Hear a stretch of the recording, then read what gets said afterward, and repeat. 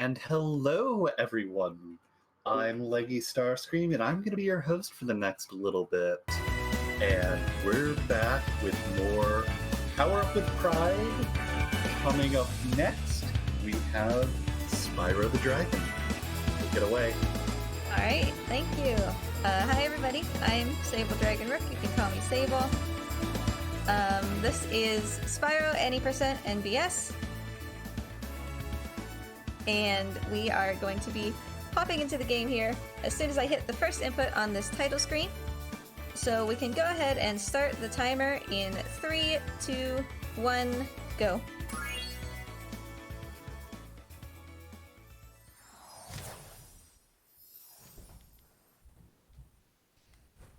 Well, today. And welcome to the PS4 version of Spyro. This is a console Reignited run. Reignited exists on both PC and consoles, but we're going to be doing it on console. For the sake of this run, for NBS, which stands for No Balloonist Skip, things are not really going to be particularly different between console and PC, but for some of the glitched runs, they will look quite a bit different.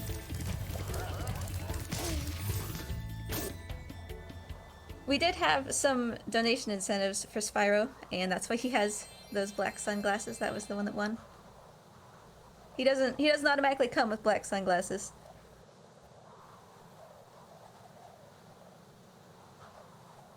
Is an amazing place to start if you've never played Spyro before. It was done with such love, and you can really feel how much effort they put into the Spyro Reignited trilogy. Here, we are running any percent NBS. As I said earlier, NBS means no balloonist skip. Balloonist skip is a glitch that would, realistically, it would let us skip, I believe it's 96% of the game. I think that you finished with 4%. So we're not doing that. We're playing the game roughly as intended. So that means that we are going to have a couple prerequisites to fill in order to get to the end of the game. The goal of the run is to flame Gnasty Gnorc. He's the big bad boss. If you've never played Spyro before, or you're unfamiliar with Spyro, these dragons are trapped in crystal because, one day, as you do, the dragons were having a TV interview, and one of them called Gnasty Gnorc ugly. He wasn't a big fan of that, so he used his magic staff and just turned all of them to crystal, except for Spyro because, reasons. So Spyro has to go and save all of his dragon friends who are trapped. And in the meantime, he also has to pick up all this treasure that's been scattered all throughout his kingdom. Everything's just sort of all out of order. And so that's what we're going to be doing. These levels that I'm going into are all part of the home world Artisans, where we are currently. We'll be moving through a couple other home worlds that all have, their own levels on the way to Toast Gnasty.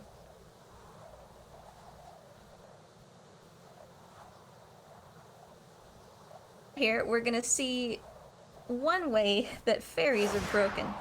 When you free a dragon, a fairy will pop up to save your progress, and we can actually stand in just such a spot that when the fairy appears, she'll lift us into the air and let us kind of stand in midair for no reason, like this. So that lets us hop straight to the end of the level. Normally with this level you would have to kind of do a couple loops around it to reach all the things that we want to reach. But because that fairy creates a hitbox for no real apparent reason, we can just hop straight to the end. Now as we go along here, we are going to be keeping a couple goals in mind. We want to collect gems, we want to collect dragons, and we haven't seen any yet, but we also want to collect some pink dragon eggs. Because each world is sort of safeguarded by a balloonist. He is just a friendly guy who has a hot air balloon, and that hot air balloon is how he takes you from world to world.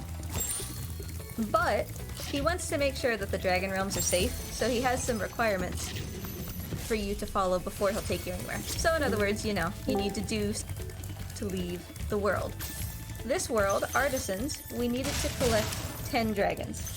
we did that. We actually collected 11. Are you ready? So here's the balloonist, and he's like, okay, great, you collected the 10. You can go on to the next homeworld, which is Peacekeepers. Keepers, we're going to need 1,200 gems, according to the balloonist. Here we're going to need that 1,200 gems. We're going to need 5 dragon eggs, 50 dragons, and 6,000 gems by the end of the run. So we're going to be strategically picking those up as we go.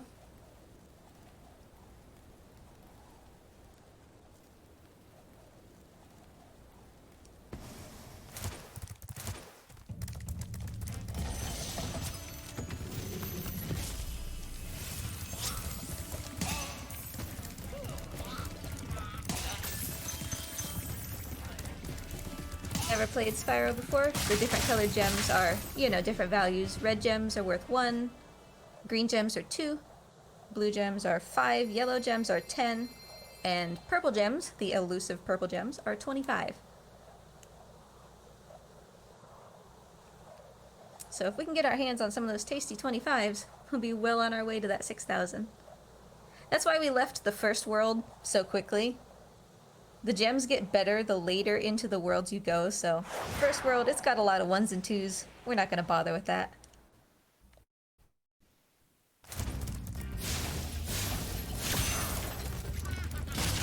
This is, you know, sort of the most intended way to beat the game. What I mean is, you know, simply that we are actually doing what the balloonist is asking. In the game and glitching ourselves into the final world without doing anything.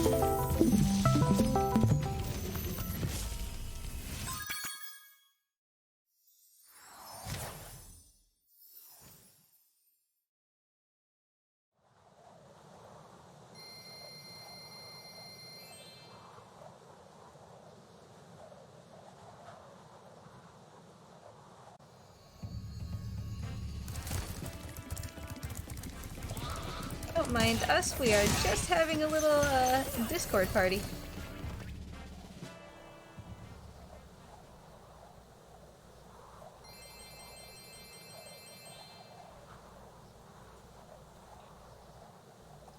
You can pick up our Fire Discord mixtape in stores now.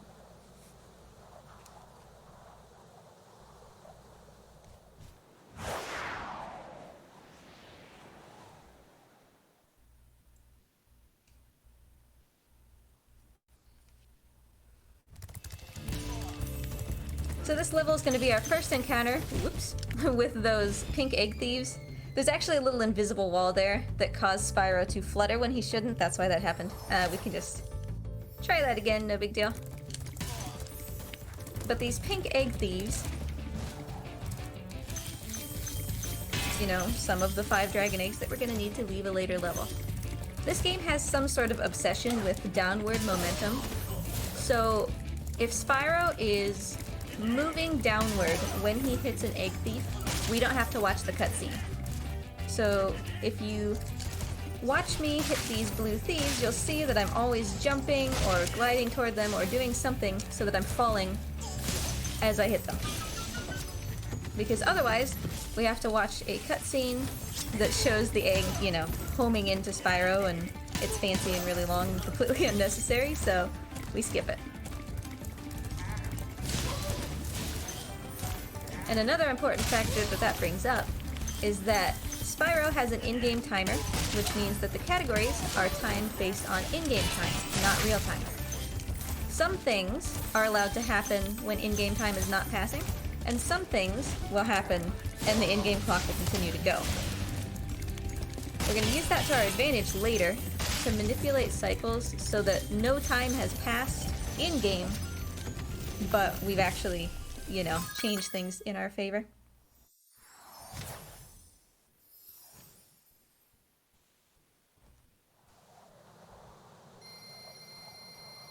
Goal is just rounding up these gems. And, you know, a thief or two if we can snag one.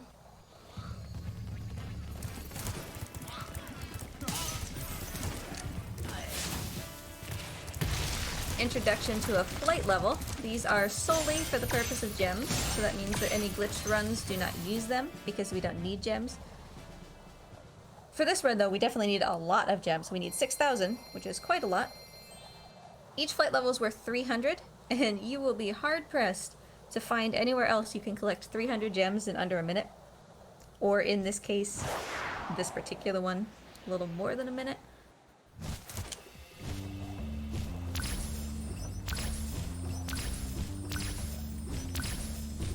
Dual level runner for these flights. So you'll see me take routing in here that is not, you know, particularly standard for any percent. I'll be taking a lot more risky maneuvers. That may come back to bite us, we'll have to see.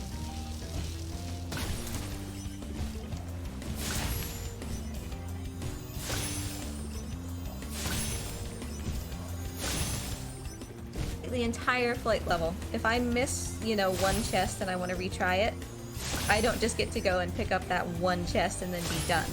You must complete the entire thing in one go in order to get the gems.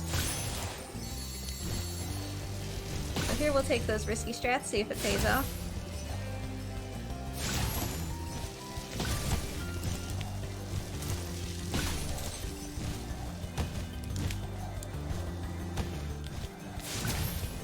A little bit. We lived, and we made it through that maze of stuff. So, in the end, it worked. We didn't crash into the water, which would cause us to fail and have to restart. So I would consider that a success.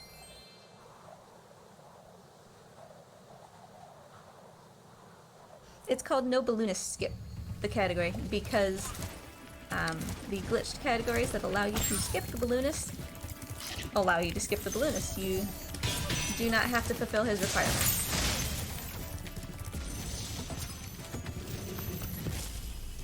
And we did get another egg thief. The key was just sort of incidental. We don't actually need the key. It was just kind of sitting there and it looked pretty.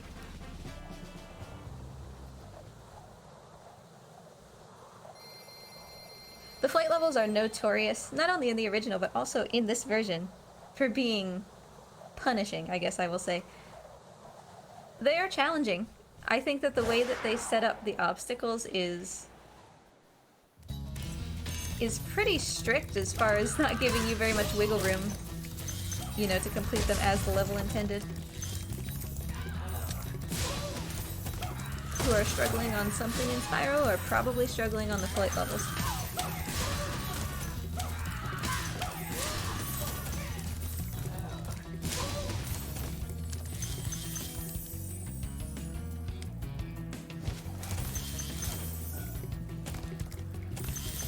We're not going to fight him because he doesn't really have anything that we need.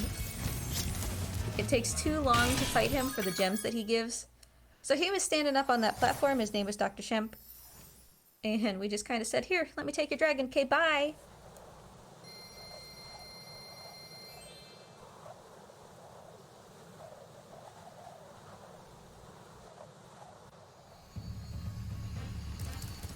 To be going into the last level in this world.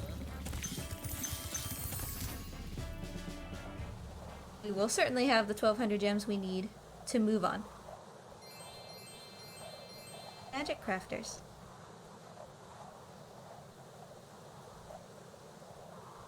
In the reignited version, by the way, you can actually like flap and do all these fun things during the loading screen.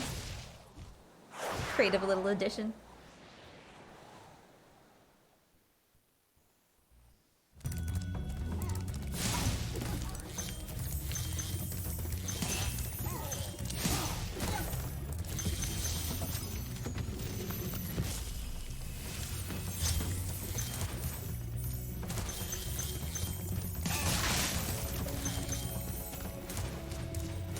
Wary of our gem count as we go from world to world, because, you know, we need 6,000 gems by the end. There is going to be an opportunity in the final boss level to pick up any gems that we might be, you know, behind. But that entails going out of your way and not necessarily doing it the way that you ideally want to do it. So we want to be as close to the number of gems we need per world as possible. That way we can start playing catch up early if we have to.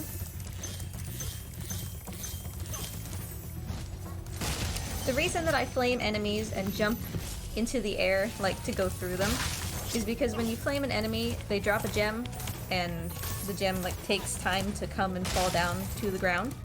So if you jump through them, you can meet the gem in the air and not have to wait for it.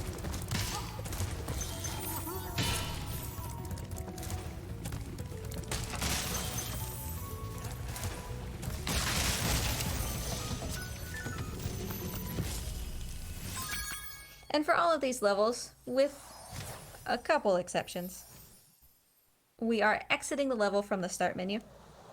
The reason for that is because there is a return home portal in every level, and you just hop into it and you know, come out of the level. But, you know, if we don't have to run all the way to the return home, why would we? However, there is another method of leaving the level, which is opening the guidebook and selecting where you want to go. That's a little different. If you exit a level by hitting exit level, you'll come out in front of where you entered the level, so, you know, right in front of the portal. If you hit guidebook and choose to go back to the home world, you'll go to wherever the balloonist would normally take you if you chose to go to that home world. We did that once already from Town Square. So if it happens to be that the balloonist would take you closer to the next place you want to be, you might guidebook out of the level instead of exit.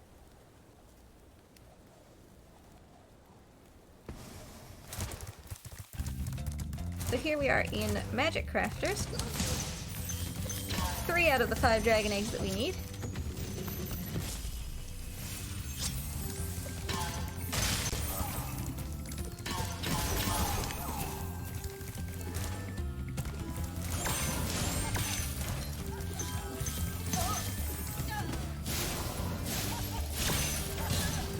Smack that guy, even though he's up high with the flying top of that chest.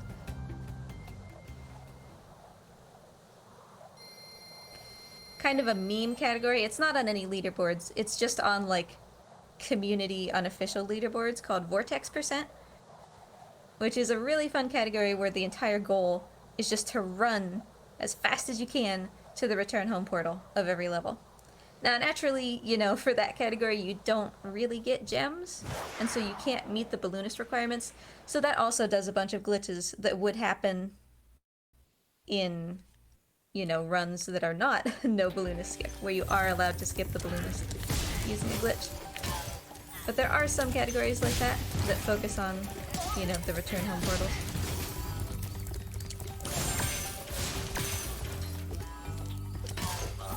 So this level is one of the places where cycling is going to come into play, like I mentioned before. Time does not pass when a dragon is playing.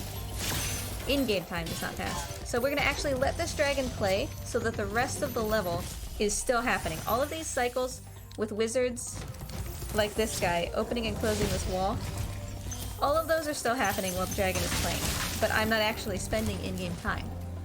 So I was able to time that, you know, by letting the dragon play, such that it came down right when I needed it to, without spending any extra time waiting.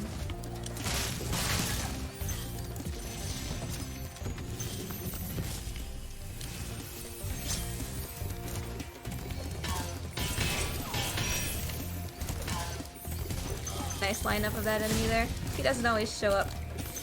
Sometimes he's just off doing his own thing. But I appreciate the gem.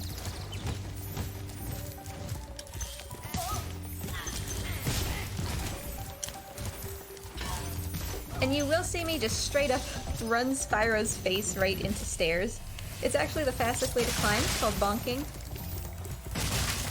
When Spyro runs into something with his face, he kind of hovers in the air for a second before he falls.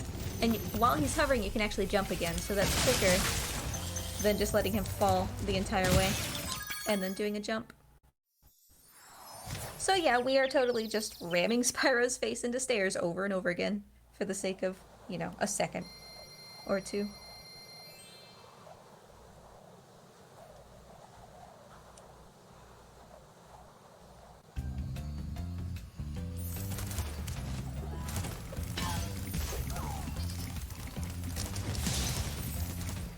I'm actually really happy I got that guy. That guy's kind of been the bane of my existence for these last couple runs that I've done. If he gets away, he is so hard to set back up and get him again.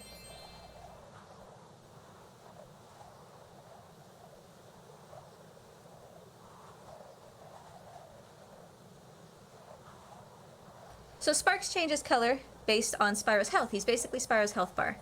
When Sparks, or Spyro, you know, is at full health, Sparks will be yellow. After Spyro takes 1 hit, he'll be blue. Spyro takes 2 hits, he'll be green. And if Spyro takes another hit after that, he'll go away. If Spyro doesn't have Sparks and he gets hit, you'll lose a life and you'll have to start from, you know, the last save point. So right now we're playing a little bit of a dangerous game having green Sparks. We are going to fix that in just a second. The other useful thing that Sparks does, and why it's important that you have Sparks whenever possible, is he helps Spyro collect gems. So Spyro doesn't actually have to walk on top of the gems that he picks up, because Sparks is here to sort of, you know, zoom over into the distance and grab them. Like the 2 that he didn't grab there that I really wanted him to. So he's really, really useful, and you can definitely feel it when he goes away, because then you do need to just directly walk on top of all the gems that you want, and it's much slower. So we want to try to keep taking care of Sparks as much as we can, and we do that by feeding him butterflies, which come from these little tiny animals. They're called fodder animals. You know, charge into them and they pop out a butterfly. Do dragonflies actually eat butterflies? Is that a thing? Because if so, that's a little spooky.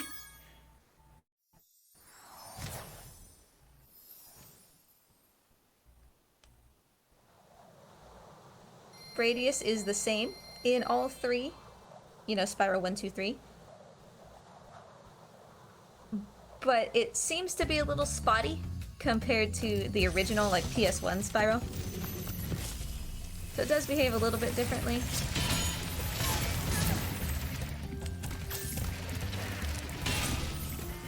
I wanted that wizard. So we actually did get a little trick there, where we were able to just clip the side of an otherwise indestructible chest with a supercharge. And so we clipped the chest without hitting the wall behind it. And so we were able to keep that supercharge going into this level. We missed going through the wizard, which would have given us a 10 gem, but we'll recover. Wasn't really gonna do us in. These guys have insanely long reach. This level is a dangerous one if you don't have, like, if you don't have yellow Sparks, essentially. It becomes very dangerous.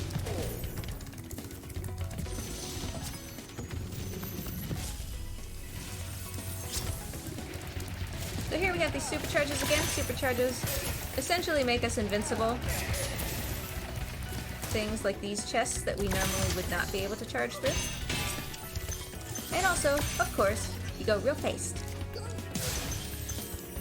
So there's our 5th dragon egg. We don't need any more dragon eggs, and then we'll take that death to go back to the dragon that we freed. Dragons serve as save points. So we'll just hop, you know, back to the save point. You with the rest of the level.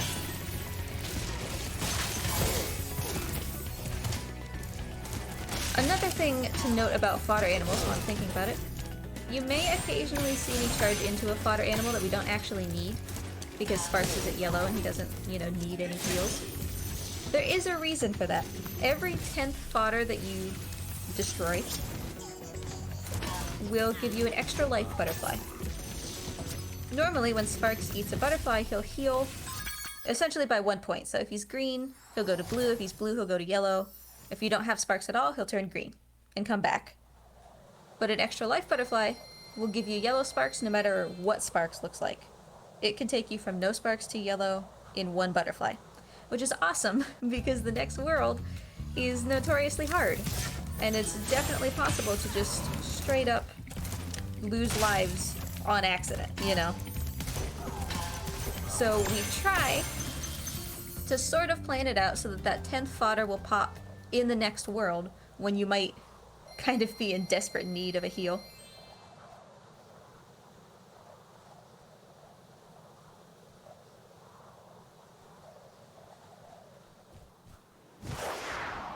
you know what?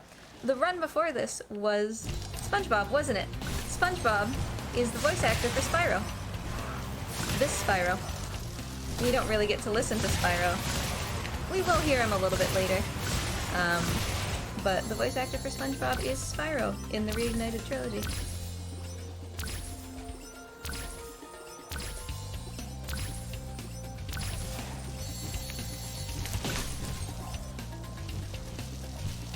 By the way, I mean, he's really good as Spyro. There used to be a brief time when Elijah Wood, Frodo, was Spyro.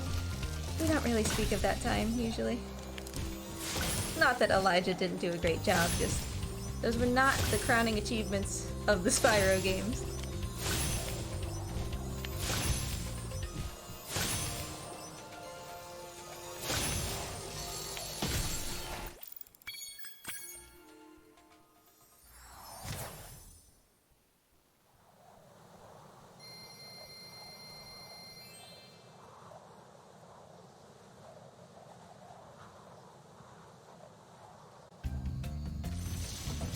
Automatically triggered just because we happen to glide through it as we leave that level.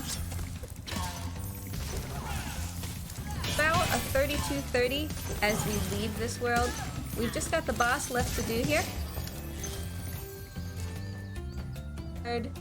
For me personally, as a runner, is kind of a thorn in my side. He's Spyro are kind of multi-phase, but he for some reason is just kinda, I don't know, he's kind of tough for me.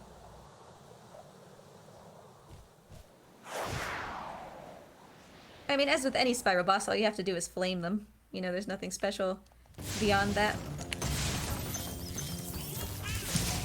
Green wizards here just makes this level so much harder. These green wizards are notorious for sapping so much of your health. They have amazing aim with those lightning bolts.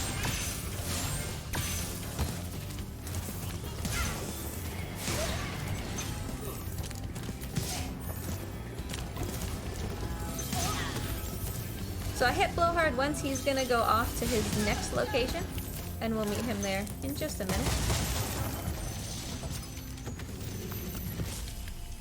We want to make sure that we preserve at least the green sparks. Ideally, we don't get hit again. I would like the blue, because we are going to take a bit of intentional damage to quick cycle Blowhard at the end.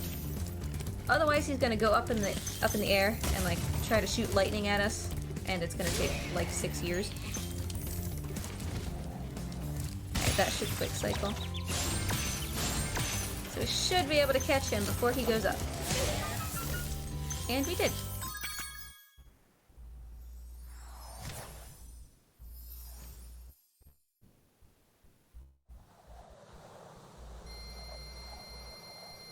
So 32:55, we are overgemmed by about 20.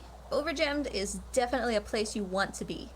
That means that we've picked up more gems than we technically need, and later we won't have to get so many. So that means no, at least for right now, no, emergency pickup in the final boss. Because we are still shooting for that 6,000 gems in order to get to Nasty's world.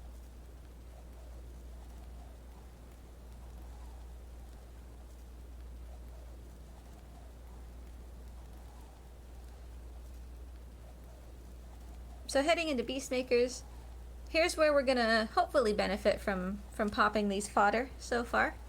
We're gonna hope for a heal probably in Misty Bog, when we will likely need it the most. A lot of intentional damage in this world. The levels are getting longer. And it's the final world that we're gonna complete in its entirety. The next world, Dreamweavers, we're gonna basically do almost nothing, because the levels are super long. They don't pay off in terms of like how long you spend doing them versus how much you get in gems. And the requirement to leave Beastmakers here is 50 dragons. And we should be getting pretty close to that.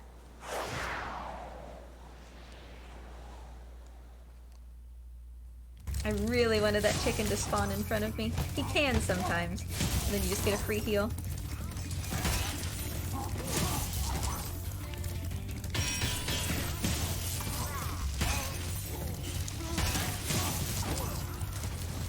But we'll just take this guy instead.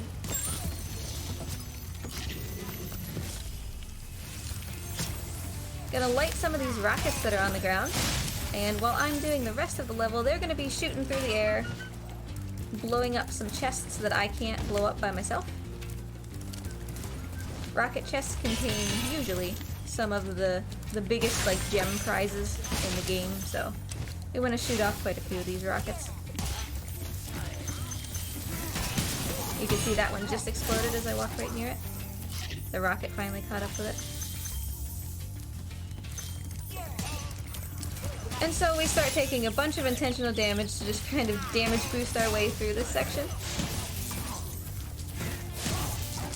It's possible to cycle it such that you don't take damage at all, but it is very challenging. Whoa! I kind of teleported a little bit. Well, that'll throw off this guy's cycle, but that's okay.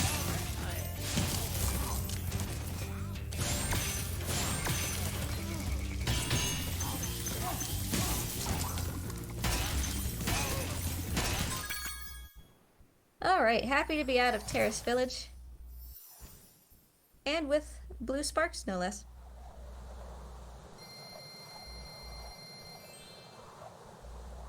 Five. That feels nice.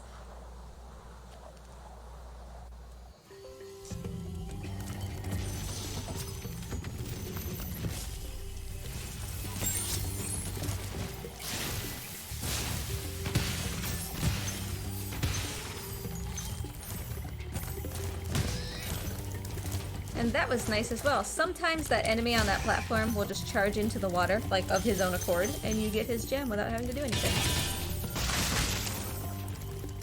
He did in fact do that.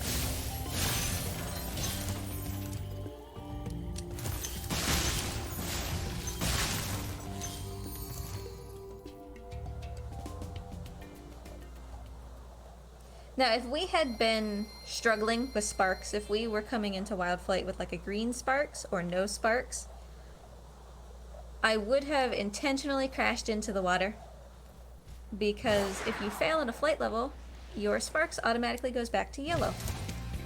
And it takes virtually no time to fail and then retry, as long as you just crash, you know, right away. So that can be one strategy that you use to make sure that you have yellow sparks for what's coming next, which is almost without question the hardest level in the game.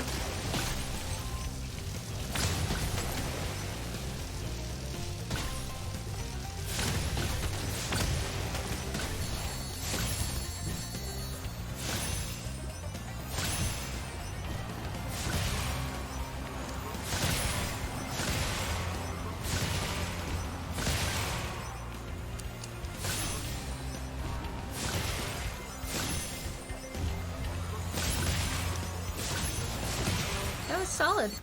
46.4. For an any percent, that's pretty good.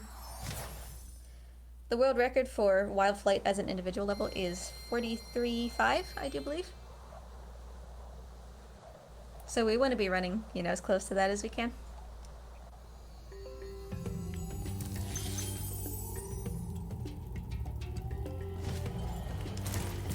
So we're coming up on Misty Bog, and thankfully, at least as of this moment, we are coming into Misty with a yellow sparks. That's great, because we're automatically going to have to take 1 damage just to get to where we want to go. We're actually going to kind of cheese our way to the end of the level, because it's faster to do things that way.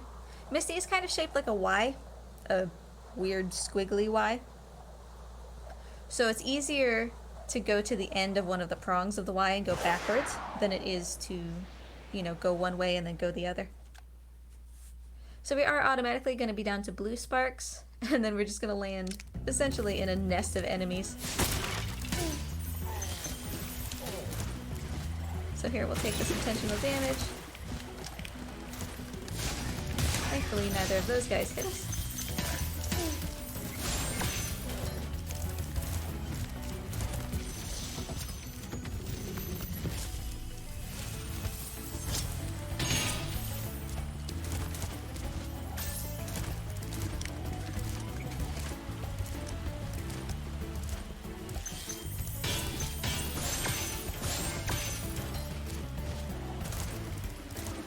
Into these logs sometimes, for no particular reason, don't exist. So if you don't jump right in the middle of them, you can quickly find yourself in the water.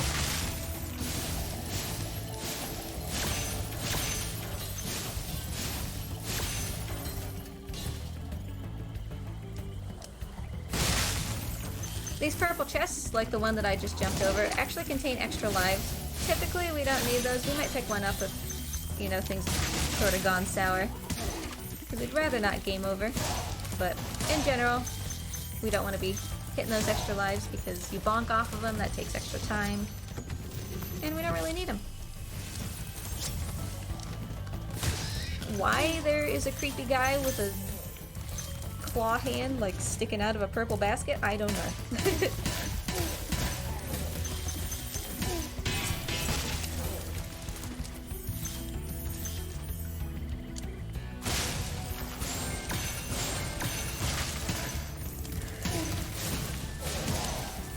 It's actually a really solid Misty. We did not take as much damage as is common in Misty. I will take it.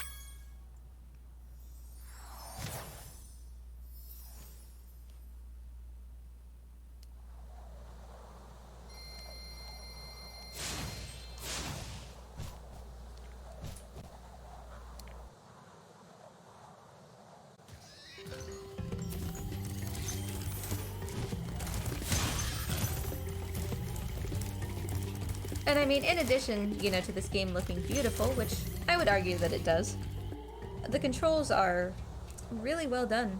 You know, sometimes you get remasters that kind of miss the essence of what they were remastering, but this is smooth as butter.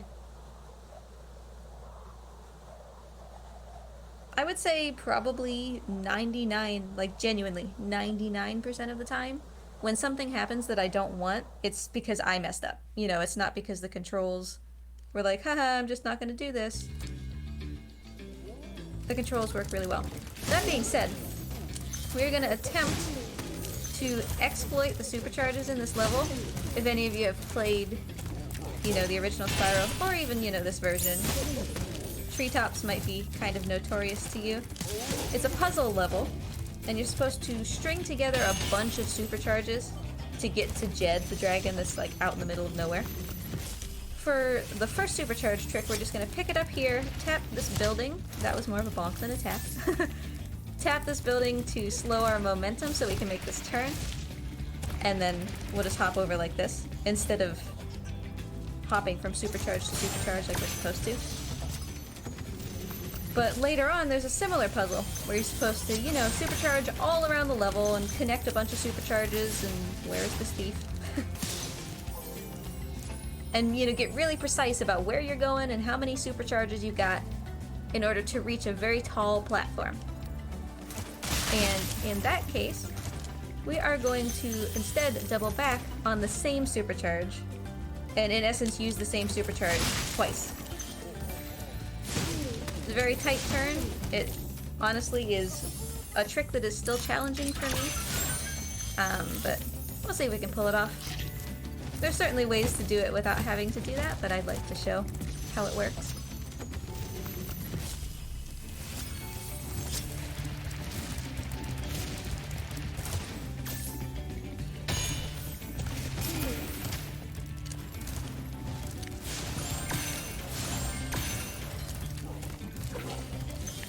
Sparks, buddy. Thank you.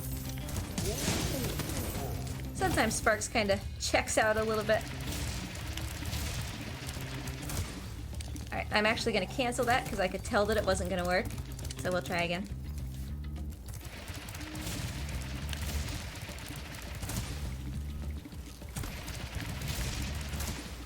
We did make it. It was a little bit messier than it should look because Spyro kind of... He was trying to decide whether he actually landed on top of the supercharge again or not, and so he lost a lot of his momentum. We did make it though, and that's what counts. So we doubled back on that supercharge to collect it twice, so that we had the momentum to reach that tall platform.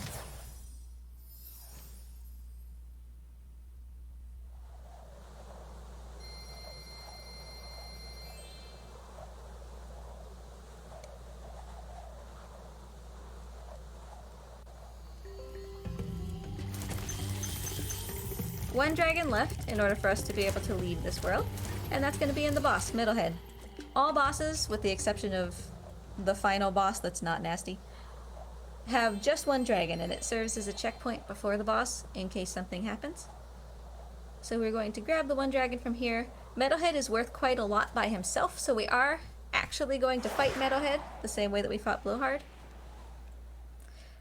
Metalhead, I would argue, is a bit more challenging than Blowhard, which I suppose is appropriate, right? Because he's a later world boss. But he's a lot more of an RNG fest.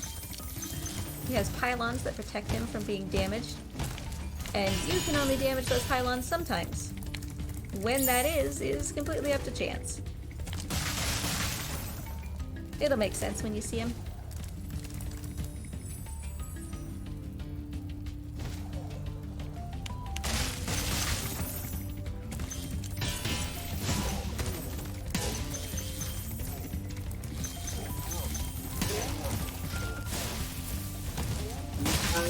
Moment for a quick donation. For sure. We have $50 from Artemis, who says, curious to see what those story cutscenes are, so I wanted to get this in before the run started. Love the event so far, and can't wait to see the rest of this and all the future runs. Yeah, for sure. So I'm running Spyro now, and then there will be one run after me, which should be a tasty Need for Speed run. And then after that, I am coming back with The Last Guardian, and there's still an open incentive for that, for us to play the cutscenes. I would love to see that incentive met. I'm like so excited about it. We're so close. Because playing the cutscenes in the game really just dramatically changes, for the better, you know, your understanding of the story and how much you love our best boy Trico. So if anybody's interested in The Last Guardian, I would love to see that donation incentive met. Plus, I mean, of course the money goes to a worthwhile cause. And we are only $130 away from hitting that goal.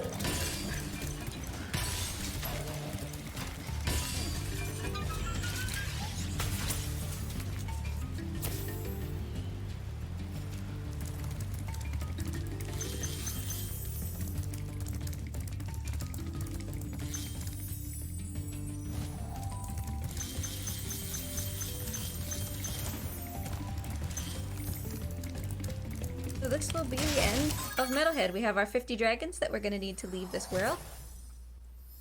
And we will hop on the balloon to the final non-boss world, which will be Dreamweavers. As we come out of this world, we got a little bit more gem pickup to do here. As we come out of this world, we're hoping to sit at about 5150 for gems. That would be a great benchmark to be over gemmed for. This world has felt pretty good. I feel like we are doing well on gems and shouldn't really have to worry about it too much. But any gems that we get now, we will not have to get during Jacques, the next world's boss. And that means that we can finish a bit quicker.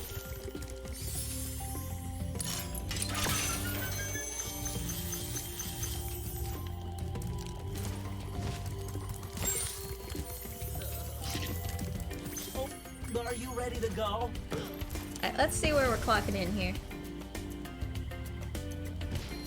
Oh yeah, for sure. We are super overgemmed, which is awesome.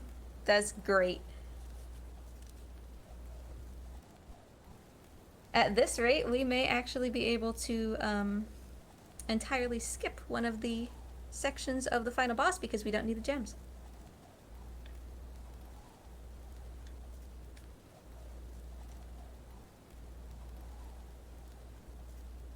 So the requirement to leave this world is that 6,000 gems that we've been working toward for the entire run. There's a guy on a cannon in the middle of the home world here who keeps turning these guys from big to small to big again. When they're big, I can't charge them. And if they're those silver guys, when they're big, I can't flame them either. So I just have to leave these guys alone for now.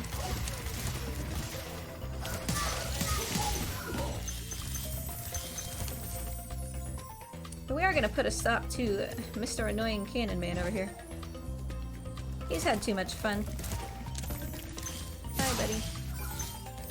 And now we get to use the cannon, which we're gonna use to make these two guys smaller, so that I can get through there.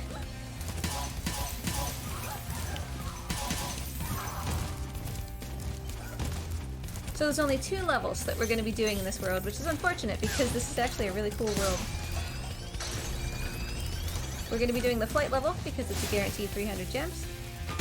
And we'll be doing the boss because he's a guaranteed so many. He has so many gems.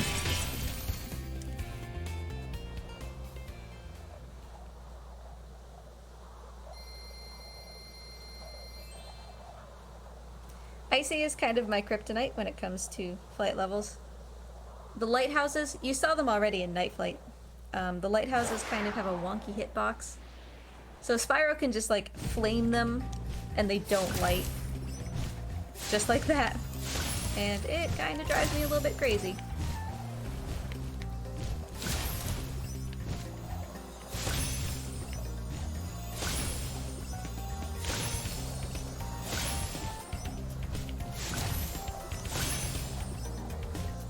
So cycling is going to be a little bit weird. We'll have to kind of play it by ear as we get to the end of the level.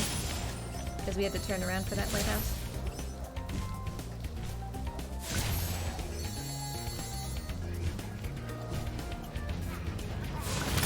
Now, fun fact. It is possible, because of a glitch in Spyro 2, to actually do these flight levels with supercharge. In fact, you can do the entire game with supercharge if you want. You actually store flight levels in Spyro 2, which gives you supercharge, and then you can carry that into any Spyro game you want. Even if you leave Spyro 2 and come to Spyro 1, you can still keep that supercharge. So, there is a tiny category for supercharged flight levels. They're absolutely insane. Because these aren't meant to be, you know, run that fast. It's just blindingly crazy. But it's a fun way to spice up your Spyro experience.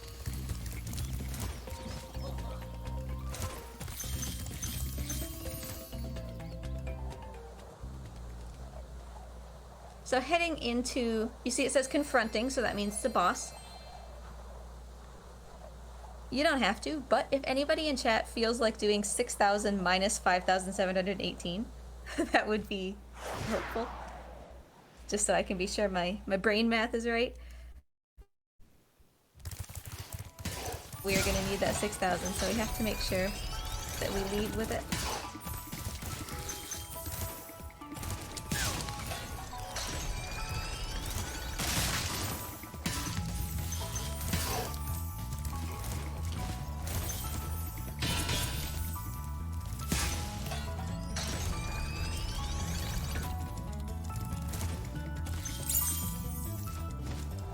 You for the math. We are going to be well and good, and so we should probably be able to skip that chest.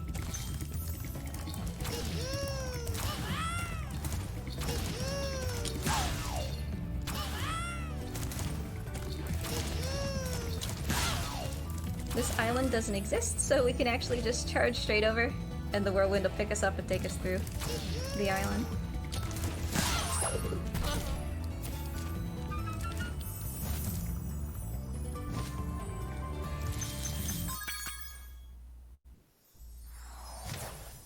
But thanks for the quick maths, everybody.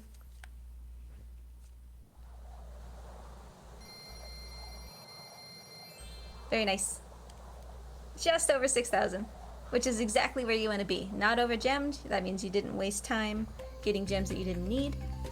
But you've got the 6,000 to move on. Are you ready And so to we're go? off to Nasty's world. This is the final world. This is where we'll find Nasty. And the requirements for this world are a little bit different. So previously, you know, we've had a balloonist and we need to collect these gems, these dragons, these eggs, whatever. All of that's done now. Nothing matters except for entering the levels and getting to the return home portal. So this is the only case in the game where we cannot exit the level by hitting the start button and hitting exit level. And that's just, it's the rules for this world. This dragon here, Delbin, who we've actually already freed, is here specifically to tell us, hey, go through the return home portal. Because the rest of the levels are hidden behind these closed dragon mouths, and they won't open until you have gone through the return home portal of the level before. So it's a blitz to the end here. We are just rushing right for that portal. Nothing else matters.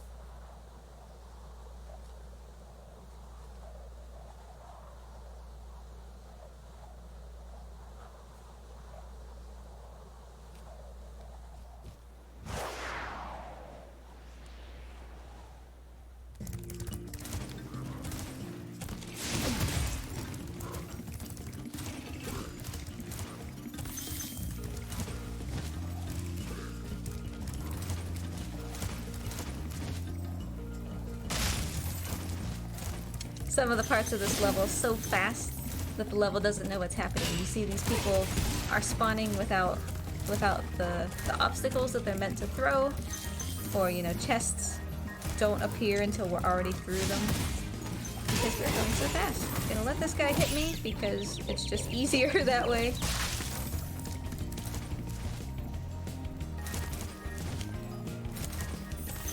No damage to just hop straight across here and into the return home portal.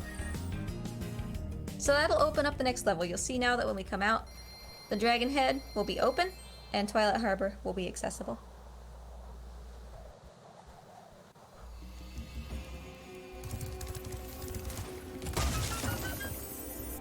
Twilight Harbor is the last real level of the game. I mean, I suppose you could count Nasty's loot, which is like the bonus level. But this is certainly the last level that we will be doing until we fight Nasty Nork himself.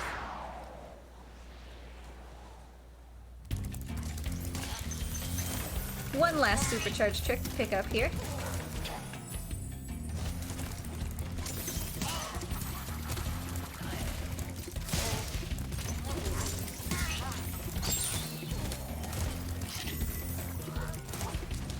There's going to be a supercharge. And the dragon is kind of in the way, but if we move just right, we can shoot right between his wings, and he hopefully won't stop us from going through.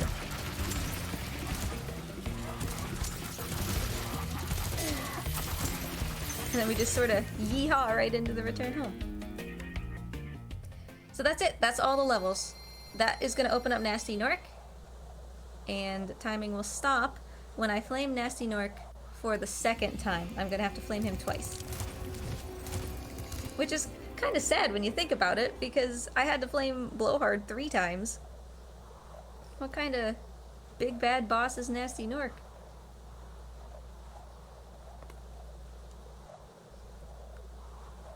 So Nasty's up on a pedestal, and in order to get that down, we need to unlock the pedestal that's like holding it up.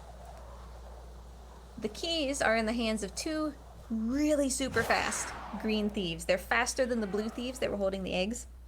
So we definitely want to try to just snipe them around corners as quickly as we can so that we don't have to chase them the entire way. Alright, we are able to get that guy.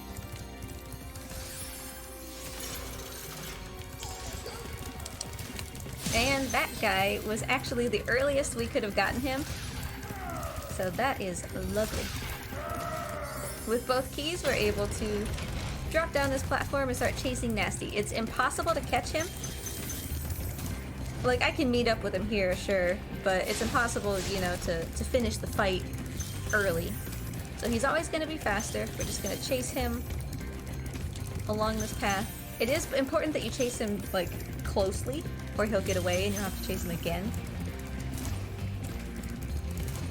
But we are close enough that we can flame him.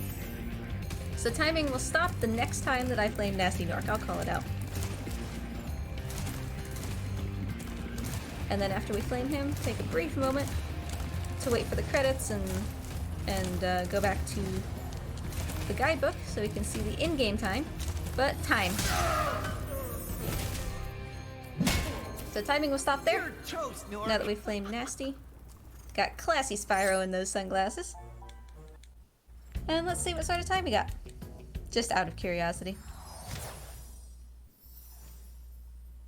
Um, I'm waiting for the stream to catch up, but it looks like a 54 and change.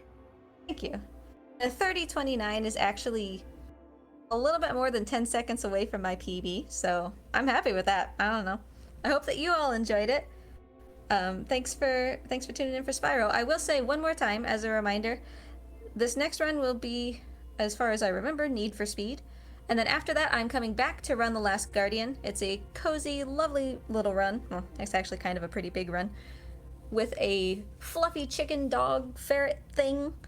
And we have a donation incentive to play the cutscenes. I pinky promise that the cutscenes are 200% worth it. So if we could beat that incentive, that would be amazing.